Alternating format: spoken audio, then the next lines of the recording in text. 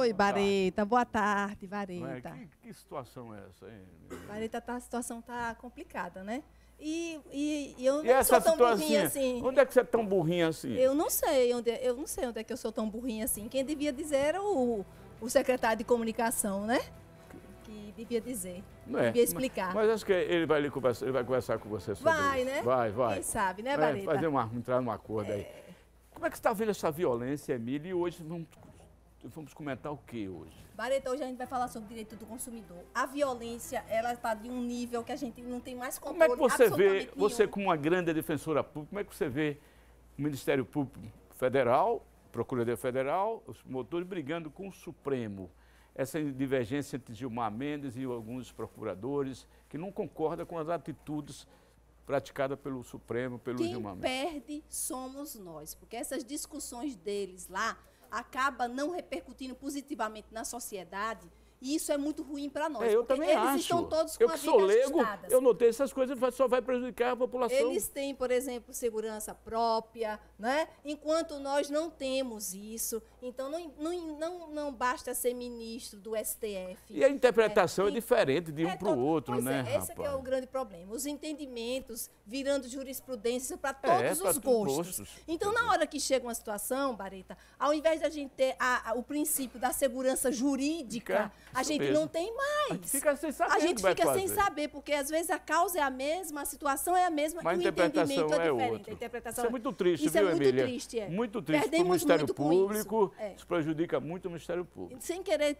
tirar o entendimento. A população a população fica sem entender. Exatamente. Sem querer tirar esse entendimento, mas não pode ser assim. Tem que ter uma linha que dê segurança jurídica. Uma linha de conduta mais ou menos comparativa. Que se aplique esse princípio aí da segurança jurídica, Bareta.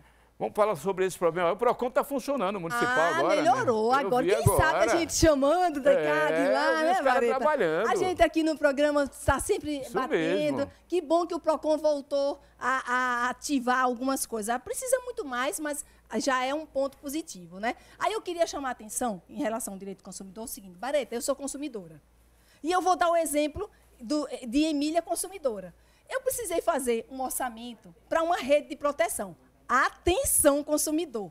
Então, o que é que aconteceu? Uma rede de proteção para o meu apartamento, uma janela que não estava prestando. Vai uma empresa, olha, avalia e depois liga para mim. Eu perguntei, quanto ficou o orçamento, meu querido? Aí ele diz o seguinte, Bareta, repare o que o consumidor passa. Ele diz o seguinte, olha, o orçamento da senhora deu menos de 100. E a gente só atende a partir de 100. Então, o seu orçamento é 100. Como? Então não entendi até agora nada. O serviço não é 100. Sei. O serviço ficou por volta de 80 reais. Então, o seu serviço é 80, mas a gente não sai se o serviço não fechar em 100. Isso não pode. Bareta, isso é prática abusiva. Isso é crime. Isso então, mesmo. fica aí um alerta para essas empresas que estão fazendo isso. Aí eu ligo para o outro, Bareta. Peço, aí outro já foi lá, fez a avaliação e disse, tem que trocar as redes de todas as janelas. Não tem, meu querido. Vai ver que é para poder dar o 100, ou mais de 100. Aí vai dar mais de 100. Então, esse tipo de prática é chamada prática abusiva, fere o direito do consumidor, cabe ao consumidor levar a denúncia para o PROCON. Eu vou levar. Você vai levar? Eu vou levar. Ah, danado. Né? A senhora não é tão burrinha assim, não. Não sou tão burrinha assim, não. Nunca vi. Eu vou levar e, logicamente, já não recomendo essas empresas.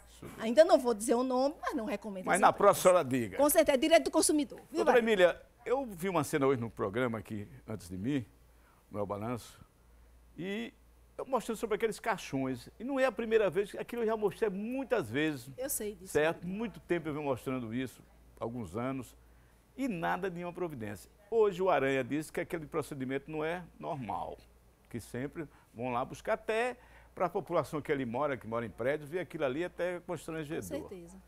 Como é que a senhora vê isso? E por que Aracaju ainda não tem um cemitério fora de uma área urbana? Olha, é outro déficit de Aracaju, outra dívida de Aracaju para com o aracajuano.